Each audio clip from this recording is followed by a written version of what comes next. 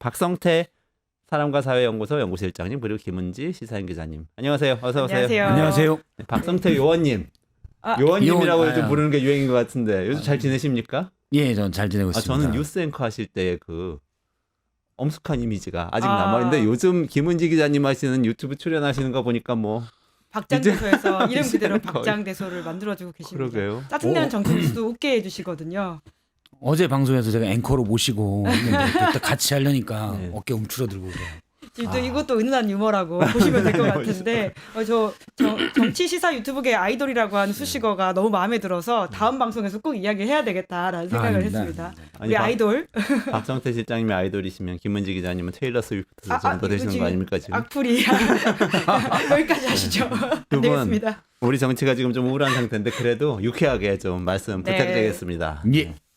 그래도 어쨌든 이 탄핵 심판 헌법재판소 이야기를 안 해볼 수가 없는데 일단 두 분 어떻게 보고 계세요? 좀 눈여겨보신 장면들이 있으신가요? 요즘 영상이 다 공개가 돼서 사실 뭐 계속 보게 되긴 하더라고요. 제가 그래서 시사인 방송에서는 김은지 앵커님에게 특별히 주문한 푯말 같은 게 있습니다.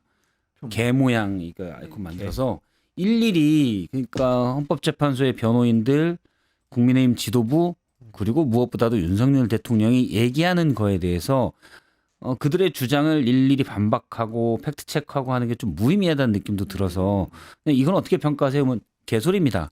듣는 걸로 사실은 이게 애매한 문제죠. 그러니까 누군가 주장을 한다고 해서 그게 다 중요 쟁점은 아닌데 워낙 급이 있었던 대통령이 주장을 하다 보니 우리가 다 그걸 팩트 체크하고 사실은 따져봐야 되잖아요. 그러다 보면 이게 따지는 과정 자체가 양쪽의 주장이 마치 쟁점처럼 맞붙은 게 돼버려요. 그래서 이것 자체가 하나의 프레임이 되거든요. 그래서 자꾸 이거를 반박해 주는 게 맞나라는 생각이 들 정도로 너무 이게 반박하다 보면 화가 나잖아요. 그래서 김은지 앵커님이 시사인에서 개 모양을 그것도 3개씩이나 준비해 주셔가지고 네, 시바견, 개소리입니다. 진돗개, 아, 예, 그리고 불독 이렇게 준비해 드렸습니다. 일일이 반박할 필요 없이 아. 사실 이게 굉장히 정치 철학적으로 저희가 해석할 수 있는 부분인데 그 프랭크퍼트라고 개소리에 대하여라고 하는 미국 뉴욕 타임스가 선정한 베스트셀러가 있거든요. 실제로 오늘날의 시대는 거짓말과 개소리의 시대인데 거짓말보다 아. 개소리가 훨씬 더 심하다라고 하는 정치 철학적 해설을 하고 있는 책인데요. 이 책이 지금 나온 게 아니라 몇 년 전에 나온 책이기도 하고요. 영어로 온 불시인데 네, 굉장히 그것을 한국어로 정말 적확하게 번역을 해서 요즘 저희가 자주 이렇게 개소리에 팻말을 관하여. 들면서 네, 저는 해석을 사실 하고 책과 있습니다. 거리가 멀어서 그 책은 잘 모르고 그냥 썼는데 김은지 앵커님이 계속 이제 불쉿이라고 그 책에 나온 표현대로 얘기를 해주시더라고요. 그 책 제가 다 읽었거든요. 오, 아, 역시. 예. 영어로 읽었습니다. 영어로. 아, 이야 역시 밤에 전 잠이 안 한국어로? 와가지고 아. 그걸 너무 아니 근데 정말 재밌어요. 근데 네. 정말 요즘 세상에 정말 딱 맞는 정말 이렇게 통찰. 딱 맞는 예.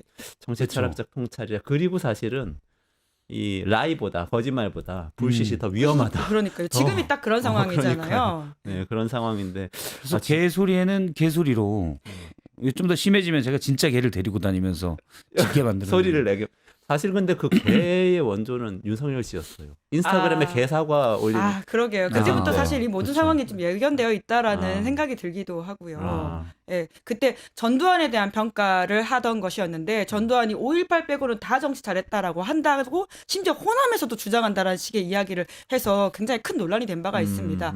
심지어는 여권 안에서도 비판이 나오니까 그 당시는 야권이긴 했죠. 굉장히 사과하지 않고 버티다가 마지막에는 사과를 했는데 그날 밤에 인스타그램에다가 토리 개 앞에 그 인도 뭐 무슨 사과를 이렇게 올렸던 게 있거든요.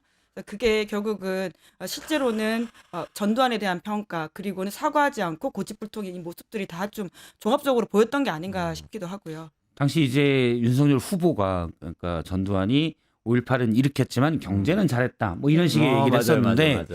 사실은 본인은 경제도 못하고 또 5.18이 있었던 그 트리거가 됐던 계엄을 본인이 따라했어요. 네. 그러니까 사실 그게 정말 그런 말씀 하는 분들 사실은 많으시잖아요. 일상 속에서. 근데 그거 얼마나 위험한 말이에요. 사실 히틀러가 유대인 많이 죽였지만 경제는 잘했어. 예. 이렇게 얘기한다면 쿠데타에 대한 자기의 마음의 염원들이 이때만이 아니라 심지어 한동수 대검 감찰부장이 과거에 같이 근무할 때 육사를 자기가 갔었으면 아마 쿠데타했을 것 같다라는 식의 이야기를 했다는 폭로도 한 바가 네. 있거든요.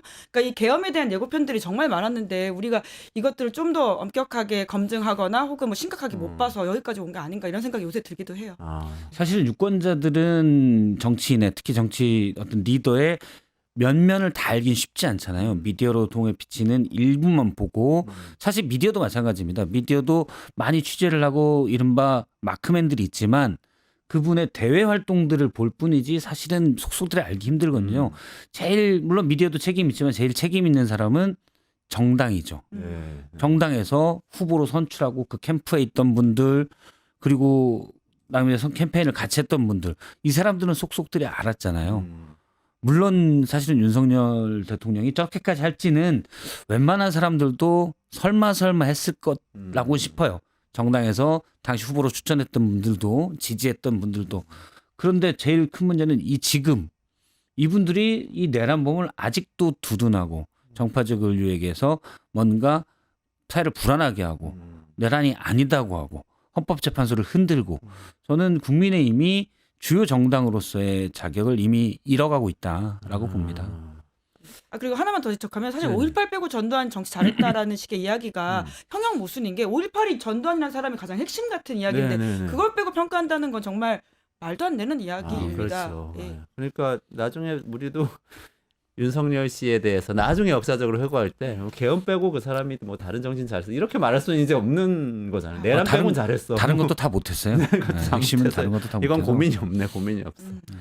탄핵 심판 얘기로 네. 참 돌아가 볼게요. 김은지 기자님 어떠셨어요? 기억에 남는 장면이 있으셨어요? 사실 기억에 남는 장면, 그러니까 윤석열이라고 하는 지금 피고인의 여러 가지 문제적인 발언들을 팩트체크하는 것의 무의미함을 박성대 실장님이 잘 지적해 주셔가지고 좀 조심스럽긴 한데요. 이제 그럼에도 불구하고 윤 대통령이 스스로 자백한 지점에 대해서는 좀 짚어볼 게 있다라는 생각이 드는데 선관위에 계엄군 가게 한 것은 본인이 김용현 장관한테 지시했다라는 사실을 말하지 않았습니까? 네네네. 이제까지 한 번도 관련한 진술들을 수사기관 가가지고 하지 않고 거부하고 있는 상황이었는데 여기서 이야기하다가 흥분해서인지 아니면 계산한 것인지 모르겠지만 자백했다라고 하는 지점을 좀 눈여겨볼 것이 있는 것 본인이 같고요. 지시했다. 예. 네.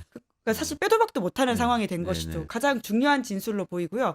그밖에 홍장원 전 차장에 대해서는 이제 거짓말한 내가 간첩 잡으라고 했다는 식의 이야기를 한다던가 네. 이런 것들은 다 뭐 궤변을 뛰어넘는 거짓말이라고 할 수 있죠. 그러니까 홍정원 국정원 전 차장한테는 내가 싹 다 잡아들여라는 말을 하긴 했는데 간첩 잡아들여라고 말했다고 진술했다는 말씀이시죠? 네, 그런 이야기를 했다는 건데요. 예. 네.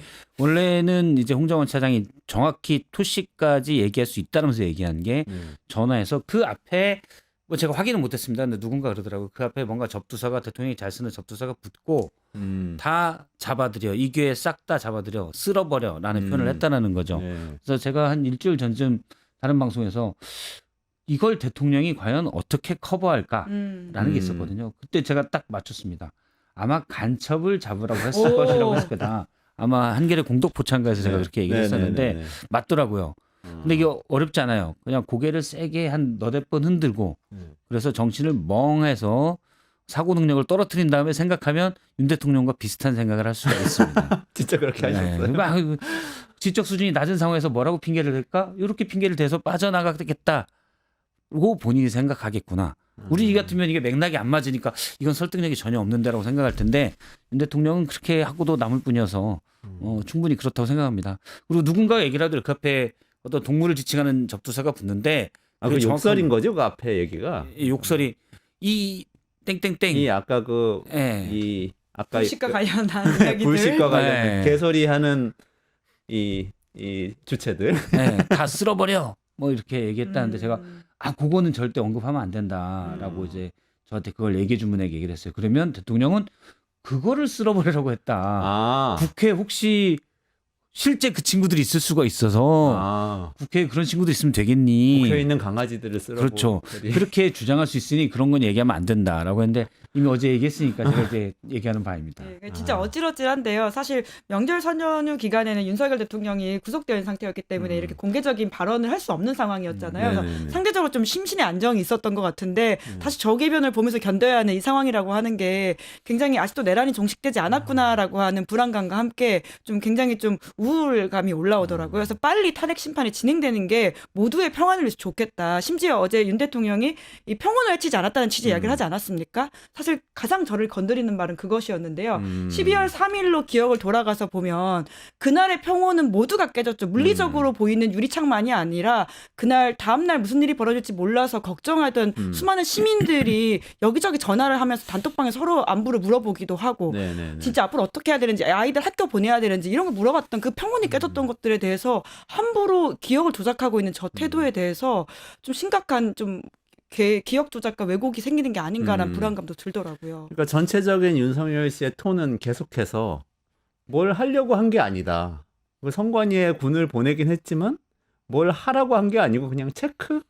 뭐가 있는지 한번 보고 오라고 한 거다. 이렇게 얘기를 한 거고, 그러니까 국회에 투입된 군도 누굴 체포하거나 이런 얘기는 전혀 한 적이 없고 그냥 가서 질서 유지를 하라는 거였다. 이렇게 계속 주장하고 있는 거죠. 다 거짓말이죠.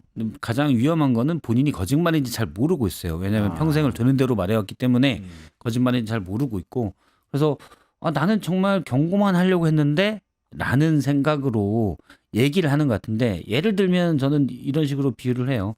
한 이제 정신적으로 안전 이상해서 심신미약자라고 할 수는 없고 어떤 덩치만 큰 이상한 사람이 대형 상가에 드럼통 10개를 가져가서 경고를 주겠다, 이 사람들에게 뭔가 겁을 주겠다고 불을 붙여요. 근데 마침 거기에 소방관들이 단체 쇼핑을 가서 다행히 그 불을 꺼서 어떤 대형 사고가 안 났다. 그러면 이 사람이 나는 그냥 겁을 주려고만 했어. 봐봐, 아무도 다치지 않았잖아.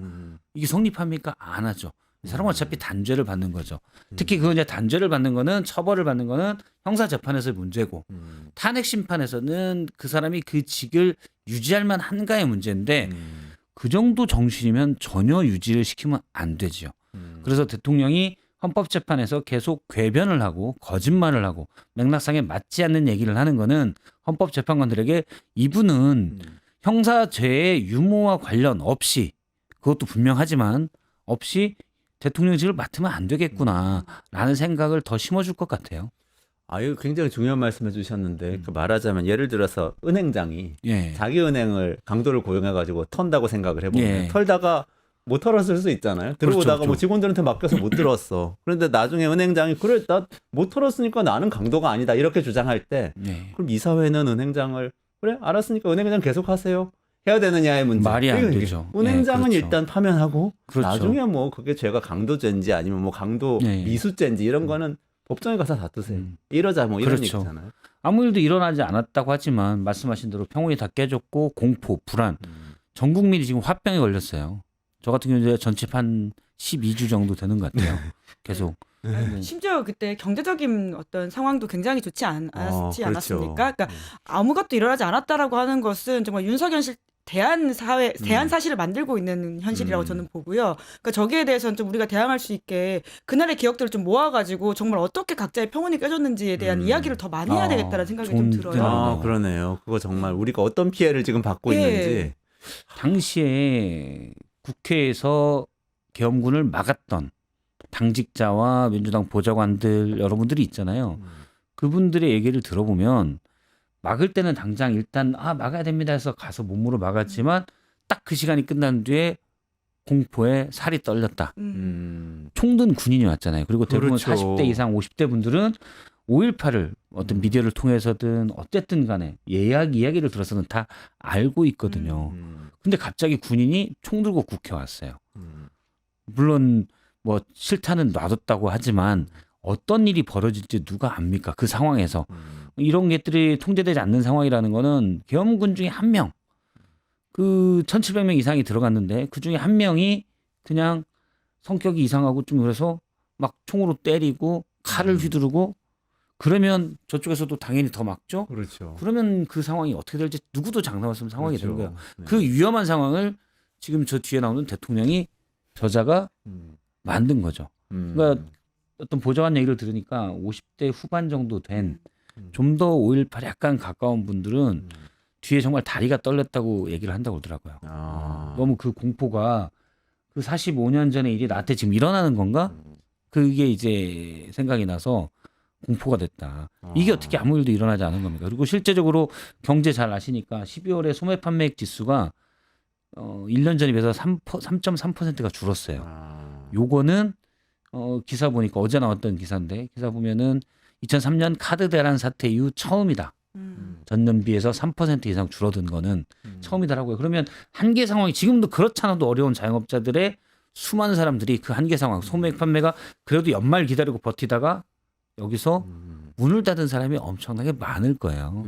지금 경제가 실제 한은이나 이런 데서도 전망치를 내리잖아요. 0.34%포인트씩 내리고 있는데 네네. 그러면 이건 우리가 숫자로만 알지만 실제는 0.1%, 0.2% 경제성이 떨어진다는 거는 가장 1번은 자영업자들이 문을 닫는 자영업자들이 훨씬 많아지고 있다는 거예요. 수많은 가정을 이미 윤석열은 깨트린 겁니다. 아, 그러면은 제가 요거 하나 여쭤보고 더 이제 자세한 이 탄핵 심판에서 있었던 얘기 좀 여쭤보고. 그러니까 지금 말씀을 듣고 보니까 오늘 아침에 제가 페이스북 타임라인을 보니까 많은 분들이 탄핵 심판이 이상하다.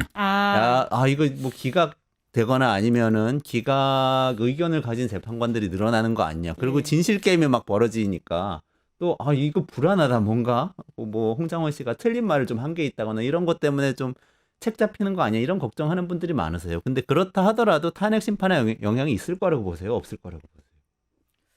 네, 뭐 저는 그 정영식 재판관의 질문이 잘못됐다라는 생각을 하고 있긴 합니다. 어떤 내용이었죠? 지금 그 홍장원 이제 1차장이 나와가지고 증언하는 부분에 있어서 메모가 좀 정확하지 않다라는 취지의 지적을 하고 있는 것이거든요. 근데 당연하게 그날 모든 것들을 그러니까 홍장원 전 차장이 굉장히 잘 반박을 했는데 이게 공문서가 아니고 본인이 그날 들은 이야기들을 적다가 멈췄다라는 취지의 이야기를 한 것이거든요. 그렇기 때문에 정영식 재판관이 마치 그 피고인을 신문하듯이 하는 태도에 대해서는 좀 문제적이라는 생각이 들고요. 저런 어떤 편향을 가지고 실제적으로 윤 대통령 쪽 이야기를 들어주는 게 아니냐라고 하는 불안감을 가지는 분들이 그래서 오늘 아침에 이야기에서 좀 나왔던 것으로 알고 있긴 합니다. 그럼에도 불구하고 뭐 탄핵 심판에 대해서는 걱정 안 해도 된다라는 말을 하고 싶긴 한데요. 저는 그런데 지금은 좀 어떤 이야기도 함부로 하기 어려운 상황이고 그렇기 때문에 더욱더 이 8대 0을 만들기 위한 노력들과 어떤 관심을 꽤 세게 기울여야 되는 게 아닌가라는 생각하고 있습니다. 저는 98% 탄핵 인용이에요. 탄핵 상식적으로 인용. 안 네. 될 수가 없어요. 2%는 이제 그때쯤에서 외계인이 쳐들어온다거나 이런 변수 있을 거고 만약에 그런 변수가 없는 헌법재판관들이 이거를 기각을 한다. 제가 얘기하긴 그렇고 그 뒤에 일은 상상하기 힘든 거고 이건 아주 상식 그 정도는 믿어도 돼요. 아주 상식적인 일이고 예를 들어 법률적으로는 그러니까 범죄에 대해서 형사적으로 물을 때는 그래서 이게 아닐 합리적 의심을 배제할 수 없을 정도라는 표현들을 이제 판사들이 많이 쓰는데 네네. 형사상 죄를 물을 때는 얘가 죄를 지었을 거야 아주 많은 심증이 감에도 불구하고 조금의 가능성만 있어도 얘를 죄인이다라고 그래서 벌을 줘야 된다고 믿긴 어렵기 때문에 그래서 무죄가 나거나 그럴 수가 있거든요. 근데 탄핵 재판은 성격 자체가 그게 아니에요.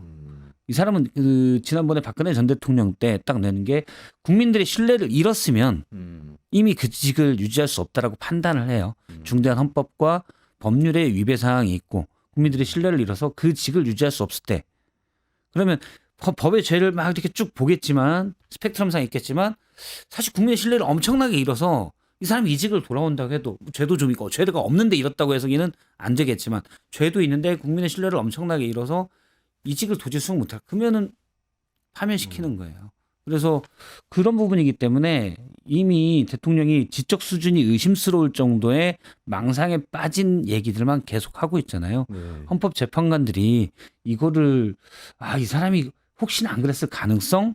이거는 저는 가능성은 거의 전무하다고 봅니다. 그러니까 불안하지 않으셔도 돼요. 다만 제가 하나 이때 걱정하는 건 무엇이냐면 저는 지금 굉장히 아까 말씀해 주신 국민의힘이 내란 동조를 하는 모양새를 보인다던가 혹은 일부 세력들이 이 사안을 굉장히 정파적으로 이끌고 가면서 실제적으로 탄핵 반대와 관련된 의사들이 좀 올라가고 있는 상황이잖아요. 그러니까 저는 그게 우리 사회에 굉장히 좀 위험한 시그널이라고 생각을 하고 우리가 가지고 있는 국가적인 내러티브를 좀 망가뜨릴 수 있다라는 걱정이 있거든요. 그래서 소수 의견이 절대 나오면 안 된다라는 네. 생각을 가지고 있는데요. 네네네. 8대 0 혹은 9대 0이 되어야지 6명 확보해가지고 탄핵이 된다라고 하는 것에서 안심해서는 안 된다라는 생각이 생각이 듭니다. 그러면 그 나머지 2명의 의견 혹은 3명의 의견을 가지고 끝없이 이 정파적인 상황에서 헌재가 문제가 있기 때문에 우리가 숫자를 확보를 덜해가지고 어떤 성향상 뭐 보수가 좀 적어가지고 이렇게 된 것에 불과하다는 식으로 끝없이 흔들 것이거든요. 네. 그래서 이 단일한 서사를 위해서라도 반드시 8대0을 만들 수 있는 노력을 끝없이 기울여야 된다라는 차원에서 좀 걱정의 말씀을 드렸습니다.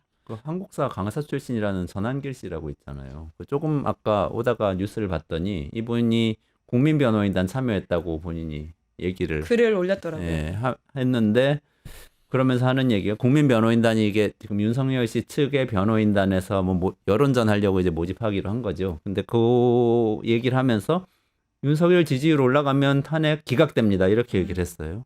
그 관련이 있나요, 실제로? 저는 뭐 가능성이 전혀 없다고 전혀 봐요. 없다. 예. 네. 대신에 헌법재판소가 좀 더 그거는 순전히 다른 게 아니라 이제 사회 분열을 막기 위해서 좀 더 모양을 갖추는 모습. 그러면 예를 들어서 지금 2월 13일까지 변론길이 잡혔는데 저는 한 1, 2주 정도 더 할 거라고 봤는데 정말 길으면 한 번 더. 그래서 3월 초까지 변론을 잡을 수도 있다라는 정도의 문제지. 그것 때문에 본인의 판단을 바꾸는 건 아닙니다. 그러면 판사가 여론에 물론 헌법재판소가 정치적인 성향이 좀 강한 조직이긴 하지만 재판관들이 여론에 밀려서 자신의 판단을 한다 그건 있을 수가 없는 거죠. 대신 반발이 적게 하기 위해서 좀 더 장치를 둔다. 이 정도는 할 수 있을 거라고 봐요. 그래서 뭐 탄핵 반대 여론이 높아서 이건 또 누구나 얘기하듯이 구구가 표집이 돼 있는 여론조사인데 거기에 밀려서 기각을 한다 있을 수 없는 얘기예요. 저는 이제 변호인단은 그런 주장할 수 있어요. 예를 들어서 헌법재판관 3명에 대해서 기피 신청을 했잖아요. 변호인단은 전 할 수 있다고 봅니다. 거기에 대해 비판도 할 수 있고 또 변호인단도 비판 받으면서 또 할 수도 있다고 봐요. 변호인단은 그거 하라고 돈 받는 사람들이에요. 네네. 그러니까 자신의 클라이언트가 이기거나 어쨌든 최소한 피해를 최소화시키기 위해서 최대한 할 수 있는 일을 하도록 훈련돼 있는 사람들입니다. 그래서 우리가 변호인을 뭐 개인적으로 비판할 수는 있지만 그 사람이 어떻게 보면 자기 일 하는 거라고 볼 수 있어요. 그렇죠. 그런데 문제는 국민의힘의 정치 지도자들이 거기에 편승하고 그런 얘기를 하는 건 이거는 정치는 그 영역이 아니잖아요. 그러네요. 그러면 이분들은 네. 정치는 윤석열이라는 미친 사람이 계엄을 일으켰어요. 그러면 정말 몰랐다 내가 저런 사람인 줄. 네. 그럼 탈당을 시키고 사죄하고 네. 그 다음에 예를 들어서 이제 대선 국면이 있으니 그럼 뭐 이재명 대표를 비판을 하든 뭘 하든 본인들 그다음에 정치 활동을 하면 돼요. 물론 사죄하고. 근데 이분들은 지금 사과만 하고 그러고 계속 두둔하고 있어요. 그러게요. 대통령 찾아가고 있고. 네네. 이거는 국민의힘이 어떤 명맥을 오랫동안 이어온 물론 민정당부터 출발하긴 했지만 명맥을 이어온 우리나라 주요 정당으로서의 할 일은 도저히 아니다. 예.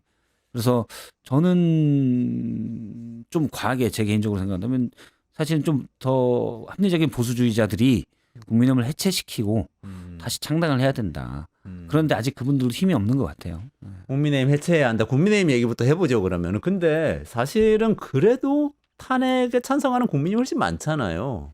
근데 국민의힘 왜 이런 식으로 계속 가는 거예요?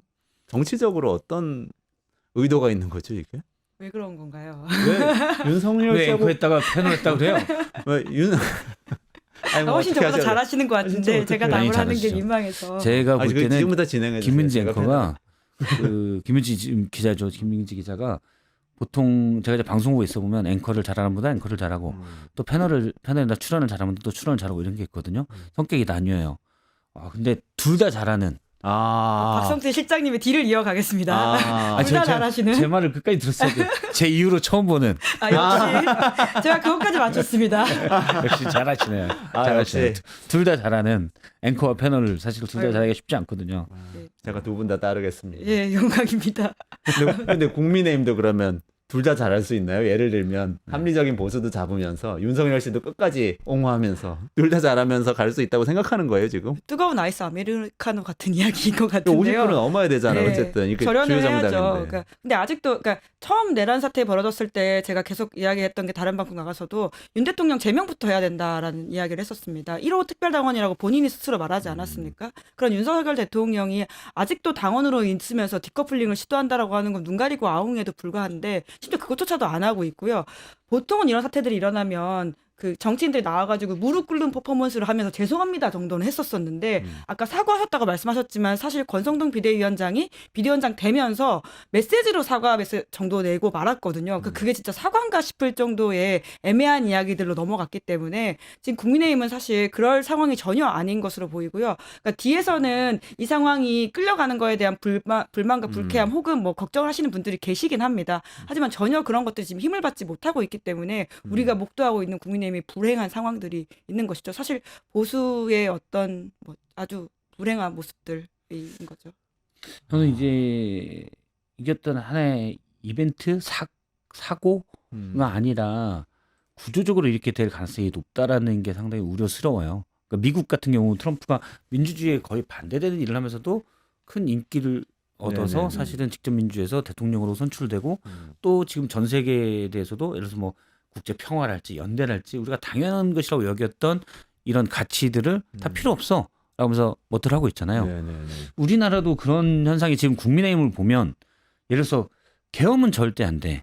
그러니까 뭐 물론 법에 나와 있는 거니까 그 요건이 성립되면 할 수 있죠. 그리고 북한이 쳐들어왔어요. 계엄할 수 있죠. 전시나 비상사태 할 수 있지만 그냥 본인의 권력을 공고하게 위한 계엄은 절대 안 돼. 이건 우리가 그냥 다 동의하는 암묵적인 굳이 얘기하지 않아도 되는 군인들이 정치에 개입해서 총으로 어떤 각 개인의 또 정치인들을 감금시키고 이래서는 안 돼.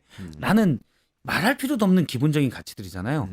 그걸 깨트린 사람을 지금 주요 정당이 두둔하고 있어요. 그러게요. 이거는 말이 안 되는 거죠. 그러니까 이분들 얘기는 국민의힘 얘기들은 계엄은 잘못했어요. 하지만 탄핵은 안 돼요. 뭐 이런 이건 논리상 있을 수가 없는 그건 거예요. 말이 안 돼요. 사실 탄핵 안 하면 다시 돌아오는 거잖아요. 그렇죠. 돌아오는 계엄을 그러면 선포한 대통령이 그렇죠. 총으로 국민의 기본권을 억압하려고 한 제압하려고 한 지도자를 다시 지도자 위치에 대통령 자리에 앉혀요. 이자가 무슨 짓을 할 줄 알고.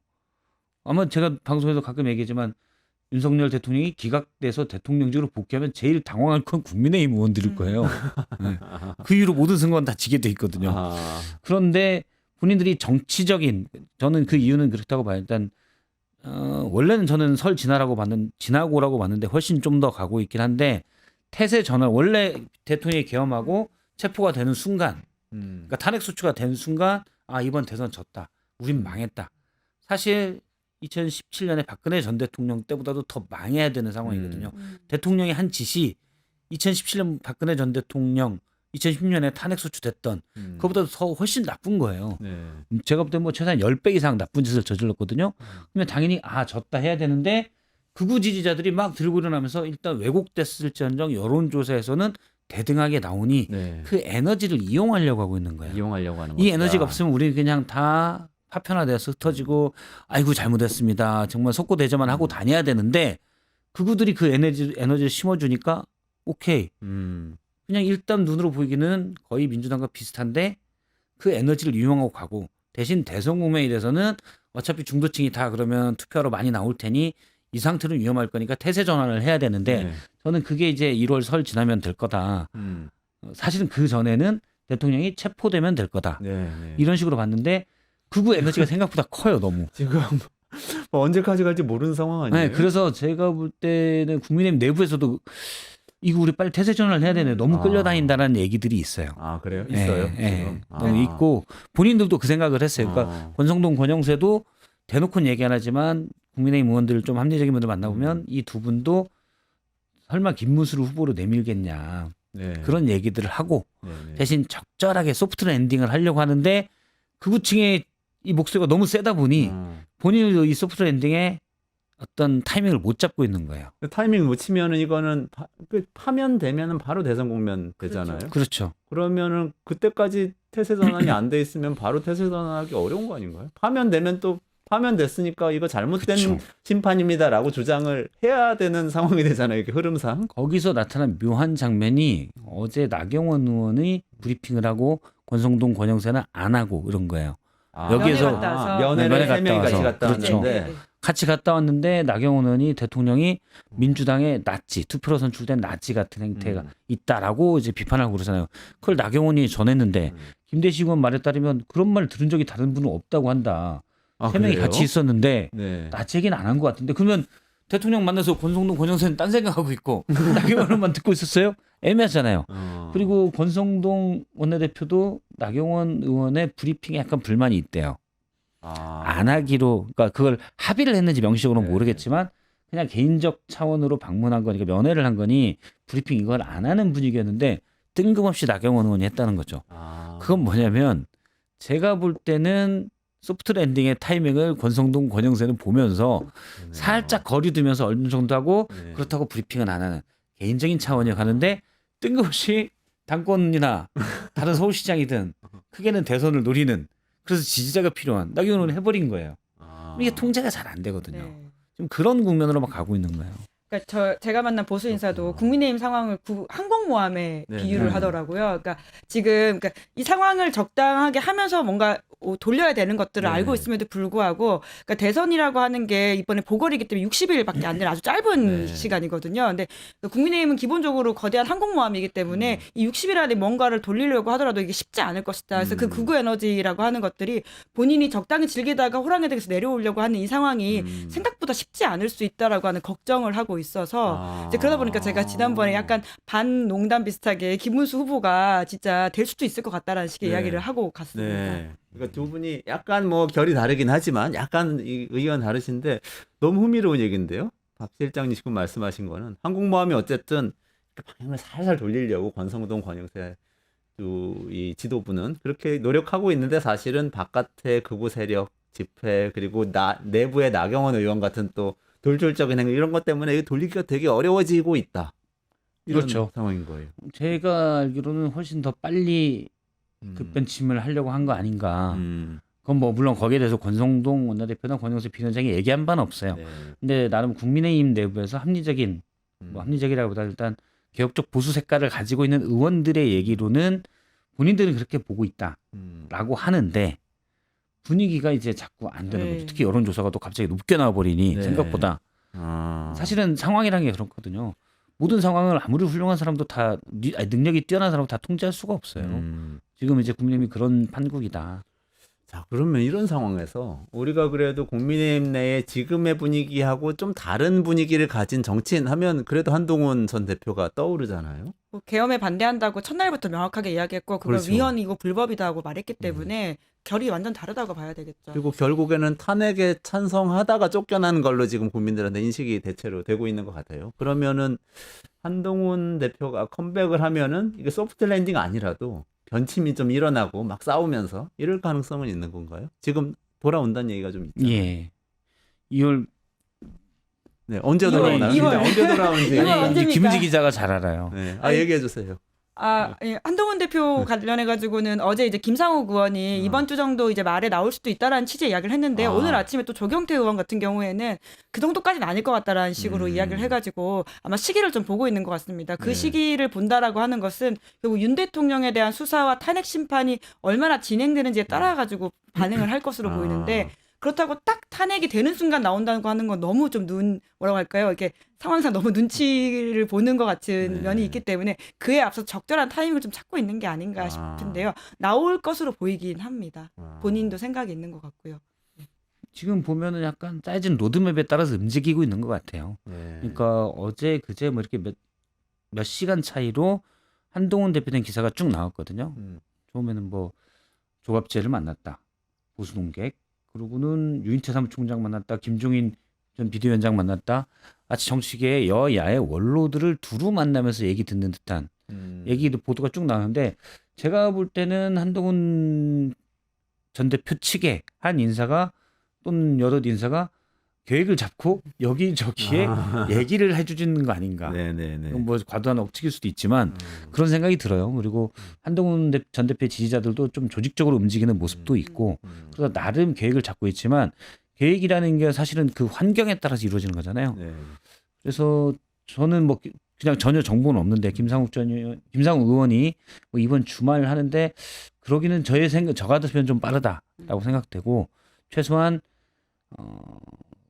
헌법재판소의 변론 기일이 마지막 연재 딱 잡히는 것 물론 선고일이 결정일이 잡힌다기보다도 일단은 이게 마지막입니다라고 얘기하는 날 그 이유나 그러게 되지 않을까. 그게 낫지 않을까 싶습니다. 네. 왜냐하면 지금 구구들의 목소리가 너무 높기 때문에 네. 한동훈 대표가 지금 빨리 나와서 구구들이랑 막 부딪혀서 싸우는 걸 사실은 이제 전략적으로 본다면 굳이 좋은 전략은 아니다. 조금 이쪽에 에너지가 좀 줄은 다음에 그래야 중간에서 눈치 보고 있는 권성동, 권영세가 약간 공간을 열어주기 편할 거라는 생각이 들어요. 그러니까 권성동, 권영세 이 지도부는 한동훈 전 대표한테도 길을 열어줄 거라고 보시는 거예요? 기회를 줄 거다. 뭐 경선 룰이나 이런 데서 굉장히 영향을 줄 수 있잖아요, 사실. 예. 저는 잘은 모르겠지만 권성동 원내대표 스타일상으로 본다면 일단 중요한 건 이기는 거기 때문에 한동훈 대표가 꼭 대선 주자가 되길 바란다기보다도 좋은 페이스메이커나 땔감 정도로 생각해서 나쁘지 않을 거라는 생각을 하지 않을까. 한동훈 땔감론. 예. 이거 뭐 제 그냥 권성동 원내대표의 평소 스타일. 그분은 잠깐 결과를 많이 보거든요. 과정에 상관없어요. 어떤 정의롭냐 상관없어요. 제가 볼 땐 네. 그냥 어떻게든 이겨야 되는 결과. 그러니까 얼굴 두껍게 다니라는 거는 네. 내가 욕 먹더라도 우리가 이기도록 하겠다라는 얘기거든요. 그러니까 뭐 욕 먹는 거는 크게 두려워하지 않는 것 같아요. 그렇게 실제로도 좀 두꺼워요, 이해가 될 얼굴이. 것도 얼굴이 실제로 물리적으로 두껍다. 그 얘기까지 제가 안 했어요. 인신공개 될 수 있기 때문에 그것까지는 안 하고 그냥 우리가 추상적으로 얼굴이 두껍다. 네. 본인이 한 말이니까요. 본인이 한 비공개 말이죠. 의원총회에서. 그렇죠. 네. 그러면 어쨌든 간에 공간을 열어줘서 경쟁이 벌어져서 국민의힘 이 대선 후보 결정 과정이 흥행이 좀 되게 만들어서 좀 대선에서 이겨보자. 이게 이제 권성동 원내대표. 그렇죠. 근데 막 지지하진 않을 것 같아요. 왜냐하면 한동훈이 만약에 주요 당권을 잡고 한다면 권성동 원내대표가 꼭 좋을 건 아니기 때문에 지지하지는 않겠지만 막지는 않겠다. 뭐 이 정도로가 낫지 않을까. 근데 좀 세게 나오면 어떻게 돼요? 그러니까 이미 지금 윤석열 씨 탄핵에 대해서 반대하는 방향으로 국민의힘이 쭉 가고 극우 정치 세력까지 다 이렇게 모아놨는데 네. 한동훈이 컴백하면서 탄핵에 반대합니다. 내란범입니다. 이렇게 얘기를 하면 어떻게 되나요? 당이 깨지지 않아요? 그러니까 향후를 위해서 굉장히 전 중요하다고 보는데요. 그래서 한동훈 대표는 무조건 나올 거라고 봅니다. 그러니까 이번에 사실 국민의힘 경선 후보가 누가 되든지 간에 본선에서 이긴다라고 장담하기는 어려운 상황이지 않습니까? 이 내란 사태의 주범이 누구냐라고 하면 윤석열 대통령이고 아직도 윤 대통령은 국민의힘 소속입니다. 그렇기 때문에 이번 선거가 내란에 대한 심판이라고 가게 된다면 국힘이 이기기 굉장히 어려운 상황인데요. 만약에 이번에 후보로 나온 사람, 그러니까 본선을 뛴 사람이 나와가지고 2등이 아니라 심지어 3등을 하는 상황까지 돼서 이 책임론이 불거지게 된다면 결국 당은 와해가 될 것이고요. 그러면 새롭게 무언가를 하자라고 하는 이야기가 나올 겁니다. 그때 당권을 잡고 다음 에너지를 누가 가지고 가느냐의 문제도 내다본다면 한동훈 대표 입장에서는 이번에 여튼 나와가지고 본인의 인상들을 좀 심어놔야 된다는 고민을 하게 되지 않을까라는 생각이 들기도 하고요. 그것이 정책 판단으로서도 가능하지 않을까. 물론 그게 너무 심하면 깨지는 상황까지도 갈 텐데 깰 만한 에너지는 사실 지금은 없어 보이기도 하고요. 또 이준석 의원이라고 하는 또 변수도 존재하고 그래서 어떤 식의 다이나믹스가 생길지는 좀 봐야 될 것 같긴 한데 여튼 한동훈 대표로서는 나오는 게 본인한테 득이 된다라는 판단을 할 것 같기도 합니다. 당을 깨는 건 없을 거예요. 네. 네. 나가면 지금까지 그러니까 양당 체제가 공고히 되면서 이준석 의원이 깨서 나가서 창당을 하고 정말 어렵게 지역구 의원이 되긴 했지만 네. 나가면 집 나가면 고생이다. 이게 이제 여야가 다 가지고 있어요. 그래서 깨서 나가면 다시 들어오기도 힘들고 그런데 사실 지금 당을 잡고 있는 세력을 뒤집어 엎으면 되잖아요. 그게 사실 훨씬 쉽거든요. 네. 그래서 깨서 나갈 일은 거의 없고 언제 뒤집는데 성공하냐의 문제지 그 안에서 싸울 것이다라는 생각이 듭니다. 두 분 말씀 정리하니까 한동훈 전 대표는 그럼 페이스메이커 역할이라도 마다하지 않고 할 거다. 이 다음을 생각해서 근데 이렇게 이해가 한동훈 되네. 대표가 자신감으로 뚝뚝 뭉친 분이거든요. 반드시 네. 이길 거라고. 곱게 컸어요. 곱게 커서 어려움이 없이 자라가지고 자신감으로 똘똘 뭉친 것 같아요. 그래서 나가 저는 사실 그 역할을 주문하는데 대선 출마하지 말고 백의종군하면서 그걸 주문하는데 아마 본인은 나가면 할 수 있어. 그리고 나만이 잘할 수 있어라는 걸로 할 겁니다. 절대 내가 가서 뭐 땔감이 돼도 좋고 이 생각은 절대 안 할 뿐이라고 저는 생각을 해요. 그렇게 생각하니까 어쨌든 마다하지 않고 혹시라도 불리한 경선 룰이 되더라도 경선에 참여를 해서 완주를 한다는 말씀이시잖아요.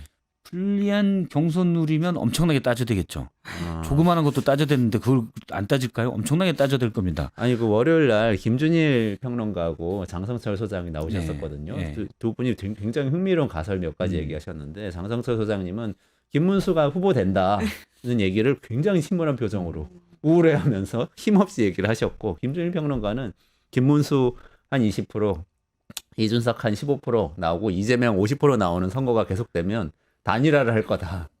근데 단일화하면 이준석으로 단일화해야 될 거다. 이런 관측을 주셨어요. 어떻게 보세요? 네, 근데 결국 국민의힘 후보가 누가 되는지 따라 가지고 이준석 의원의 고민이 좀 달라질 것 같은데요. 뭐 적어도 탄핵에 반대하고 계엄을 찬성하는 후보와는 단일화하기는 어려울 겁니다. 왜냐하면 이번 선거 진짜 이긴다라고 하는 보장이 없는 경우에 자기 브랜드까지 깎아먹으면서 차기를 노릴 수 있는 이준석 의원이 굳이 그런 선택을 할까라는 좀 생각이 들긴 하는데요. 이제 그럼에도 불구하고 그 국힘의 어떤 후보가 되는지 따라서 그 이준석의 완주 의지와 단일화 상황은 좀 달라질 수 있지 않을까. 그러니까 복합적인 방정식이라고 봐야 되지 않을까 싶습니다. 김문수 장관이 후보가 될 가능성은 저는 상당히 낮다. 낮다고 보시는구나. 낮죠. 낮은데 왜냐면 권성동, 권영세 두 분이 그렇게 지적 수준이 떨어지는 분들이 아니에요. 그래서 이거 이렇게 김문수 장관으로 본선 나가면 우리는 무조건 진다라고 알고 있거든요. 다 계획이 있으신 분들이다. 그렇죠. 지금 트라이는 이런 할 수 말씀이시네요. 있지만 사실은 정권을 뺏긴다는 게 엄청 큰 겁니다. 이거를 특히 중진들은 잘 알아요. 그리고 특정인을 얘기할 수는 없지만 만약에 무슨 수사를 받거나 곤혹스러운 일이 있을 법하다고 생각되는 분들은 사활을 겁니다. 정권이 바뀌면 이분들은 다 수사해요. 예를 들어서 지금 정권 바뀐 뒤에 문재인 정부에서 윤석열 정부로 바뀐 뒤에 예를 들어서 감사원 관련돼서 그렇고요, 원전 관련돼서 그렇고, 서해 피격도 그렇고 얼마나 많은 분들이 수사를 받습니까? 네. 예를 들어서 울산 어제 무죄 나왔지만 또 울산 것도 그렇고 이런 것들을 좀 정치를 오래 해본 사람들은 다 알고 있어요. 그래서 그냥 그래. 예를 들어서 이전에 노무현 전 대통령이 사실은 그다음에 나갔을 때 우리가 많은 개혁을 했기 때문에 그다음은 누가 돼도 상관없어라는 식으로 얘기를 했었다는 거예요. 근데 당시에 중진의 일부는 그런 얘기를 하더라고요. 이게 얼마나 나이브한 생각이냐. 정권을 뺏긴다는 게 얼마나 큰일인지를 모른다. 일단은 중진들은 계속 다 턴다는 거죠. 예를 들어서 뭐 이재명 대표에 대한 기소만 봐도 그렇고. 그래서 이런 것들을 알고 있는 국민의힘 중진들은 그냥 차기를 노린다 그런 생각은 거의 없습니다. 지금은 해볼 만하다고 생각을 할 거고 그러면 김문수 장관으로 후보를 내밀면 100패다라는 걸 알아요. 그건 중도표를 얻을 수가 없거든요. 그래서 절대 그런 일은 없을 거라고 생각하는데 만약에 막 이상하게 정말 분위기가 꼬서 됐다. 그러면 제가 상상컨대는 권성동 원내대표가 A씨 지금 어떻게 되고 있는 거야? 라고 푸념을 할 겁니다. 뭐 그런 아예 가능성이 없다고 말은 못하죠. 정말 무슨 뭐 구구지자에 들고 일어나서 뭐 이상하게 날짜가 꼬이거나 그래서 그럴 수도 있고. 근데 김문수 장관이 후보가 될 가능성은 저는 어쨌든 극히 적다고 보는데 만약에 김문수 장관이 되면 이준석 의원이 단일화 안 하죠.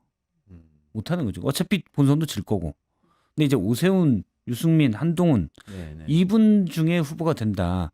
그러면 이준석 의원은 단일화할 거라고 봅니다. 조선일보에서였나요? 여론조사 결과 하나 보도된 거 봤는데 오세훈 서울시장이 이재명 대표하고 충청도에서 뒤집어졌다. 이렇게 되게 세게 썼더라고요. 그러면서 여론조사 뭐 몇 개 가지고 충청 지역이 무슨 선거의 바로미터다 그러면서 오세훈 시장을 약간 띄우는 듯한 느낌을 받았어요. 그런 분위기 있나요? 조선일보가 지금 특히 그런데 조선일보의 제목들을 보면 대통령의 비상계엄 이후에 약 2주간 정도는 그래도 대통령이 미쳤다. 이건 안 된다. 막 썼거든요. 맞아요. 근데 극우 지지가 극우 결집이 좀 더 되고 여론조사가 약간 되고 거기에서 이제 아마 조선일보는 유권자들이 일부 이재명 대표에 대한 비호감이 있다라는 신호를 충분히 읽은 것 같아요. 그 다음부터는 조선일보가 아무리 보수고 극우 성향이 약간 있다고 하더라도 사실은 나름 우리나라의 주요 언론이고 레거시 미디어의 큰 축이었는데 그 다음 조선일보의 제목들이나 기사를 보면 예를 들어 헌법재판관 문제 뭐 예를 들어 약간의 빌미를 줬다고 해도 그걸 따지는 먼저 여기가 먼저 문제지 여기가 더 중요한 본질적 문제는 아니거든요. 그런데 조선일보의 기사 제목들을 쭉 보고 내용을 보면 계속 지금 국민의힘이랑 궤를 같이 하고 있어요. 그거는 조선일보가 아무리 보수해 해도 이전과는 분명히 선이 또 다른. 저는 거기에는 분명히 민주당이 정권을 잡으면 안 된다. 그건 왜냐하면 앞서 제가 일부 중진들이나 이런 사람들이 정권이 바뀌면 얼마나 피해를 볼지를 알기 때문에 그런다고 그러는데 조선일보도 좀 마찬가지로 생각을 해요.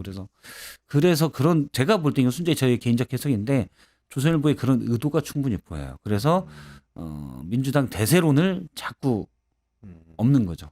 제목에 보면 그러니까 중앙동아는 별로 안 그렇습니다. 네. 동아는 오히려 그런 거 안 따지고 과격하게 그러니까 과격하다기보다도 강하게 할 얘기 네. 이쪽 저쪽 다 하는데 중앙도 어느 정도 하고 네. 근데 조선은 플레이를 하고 있다는 느낌이 강하게 들어요. 그래서 국민의힘 지도부하고 같이 호흡을 맞추면서 하는 것 뭐 같다. 둘이 회의를 하는지 모르겠지만 민주당이 안 되게 하기 위해서 그런 의도가 상당히 많이 들어가 있다. 이재명 대세론이 그 중에 이제 핵심적인 그렇죠. 가정인가요, 말하자. 그렇죠. 그래서 뭐 프레임인가요? 다 보면 이번에도 헌법재판소가 왜 잘못해서 자꾸 그러냐. 사설도 법원의 문제, 공수처의 문제 이런 것들을 더 크게 다뤄요.